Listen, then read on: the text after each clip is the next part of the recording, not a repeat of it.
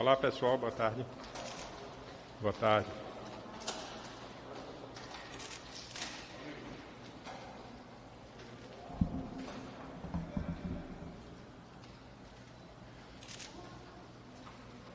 Bom, segundo foi informado pelo presidente,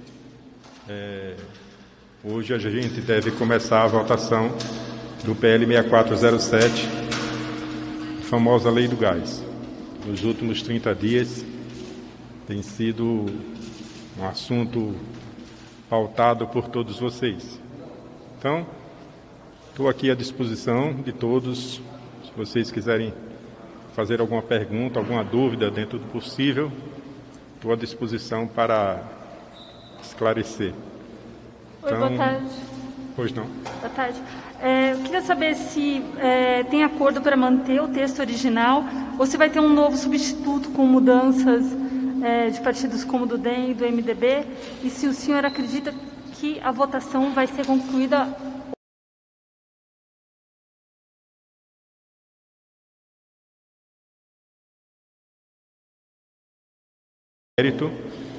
porque nós temos algumas votações de medidas provisórias agora, então não acredito que a gente consiga avançar. A gente tem um compromisso de não adentrar muito tarde da noite votando projetos aqui, então mas com referência ao mérito, sim, a gente adentra no projeto hoje.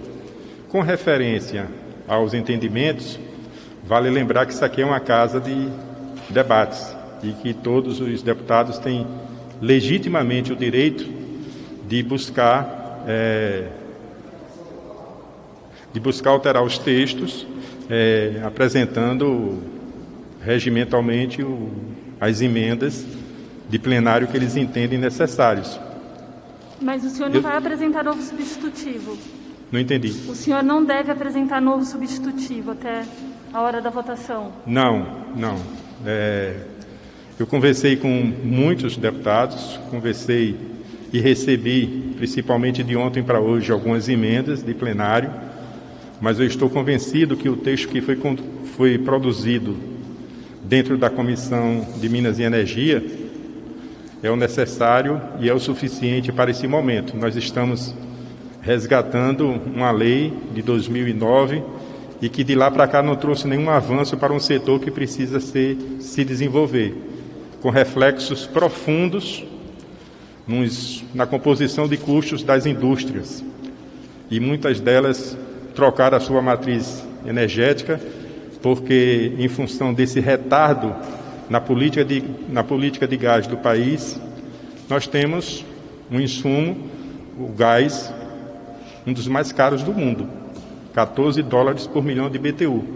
Isso torna a indústria perde a competitividade. Então, dentro desse cenário, os deputados vão apresentando as suas emendas, mas o que nós produzimos na Comissão de Minas e Energia, volto a dizer, nós produzimos o suficiente para esse novo momento que o país precisa viver, que é um gás competitivo. Então, deverei rejeitar todas as emendas, respeitosamente, claro, conversar com meus pares, já tenho conversado com eles, tenho dado satisfação a todos, mas esse debate é um debate que a gente vai precisar enfrentar e certamente nós vamos ter, além de rejeitar as emendas, nós vamos avançar nos destaques para que a gente faça no plenário o enfrentamento desses destaques, sem nenhum compromisso desse relator em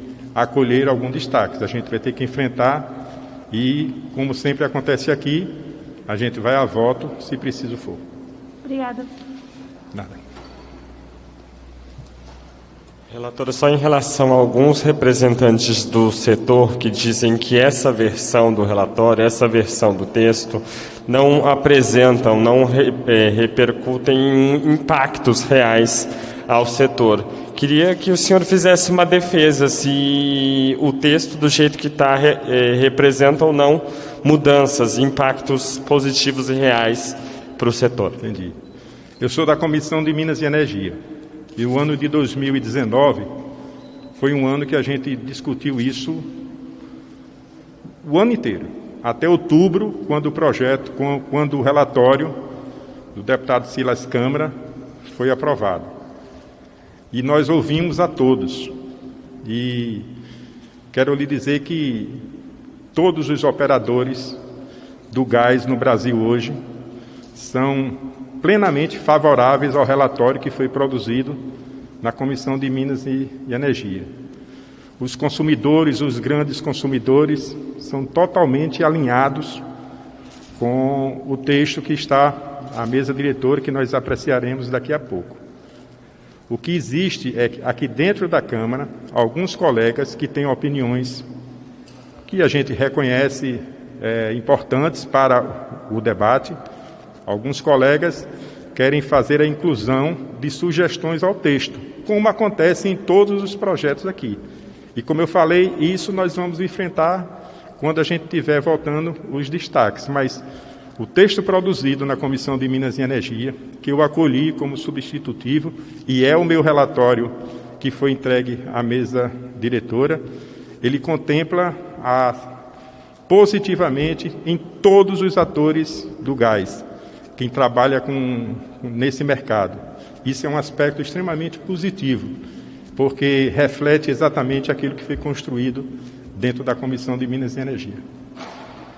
Deputado, boa tarde. Eu queria só tirar uma dúvida, mas a gente pode destacar que os dois principais pontos aí de mudança do projeto, essa alteração do regime de exploração do gasoduto de concessão para autorização e também a quebra do monopólio de distribuição do gás pelos estados. Eu posso falar que essas são as principais alterações na atual legislação?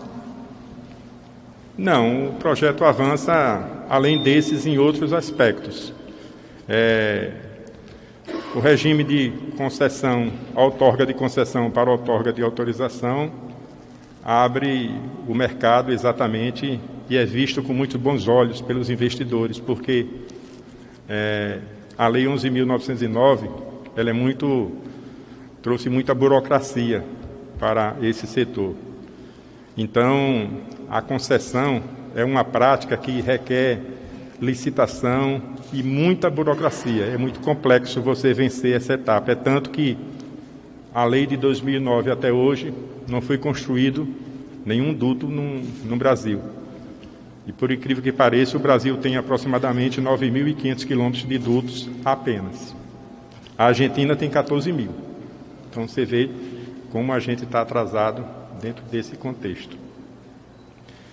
Mas o que a gente está propondo a fazer através da outorga de autorização é exatamente, além disso, é trazer segurança jurídica para os investidores.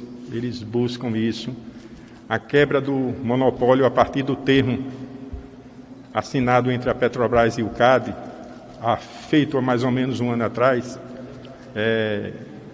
ampliou muito esse mercado. Novos agentes começaram a atuar nesse setor, principalmente por parte dos transportadores de gás. Hoje nós temos 5, mais ou menos, transportadores. Antes era um monopólio da produção à comercialização exercida pela Petrobras e isso elevou consideravelmente o preço. A Petrobras, inclusive, se comprometeu e está fazendo isso, não só de sair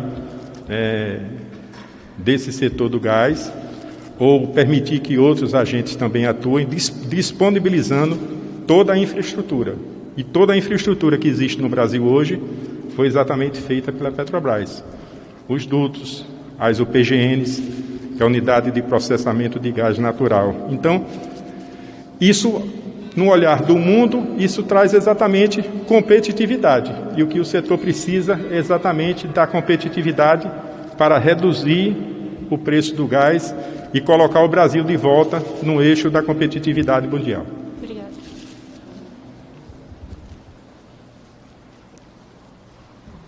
Boa tarde, relator.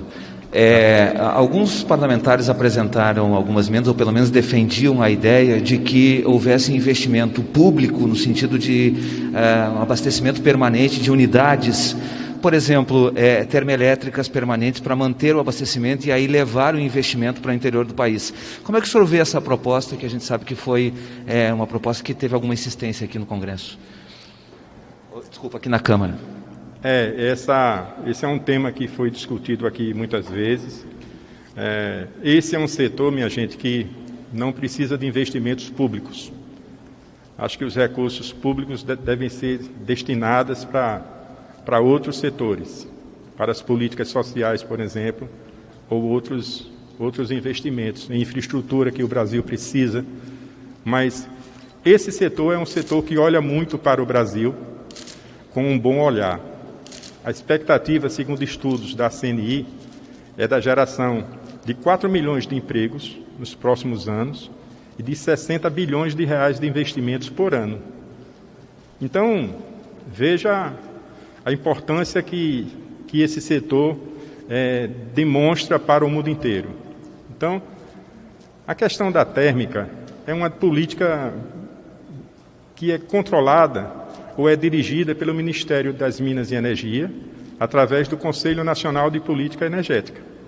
É lá que se constrói toda a política energética do país, com um viés voltado exatamente para o uso das térmicas, aonde se instala as térmicas e quais os critérios para se instalar uma térmica. Não é no piscar de olhos e nem é em um projeto de lei que a gente vai registrar lá, vai deixar consagrado lá as térmicas inflexíveis locacionais.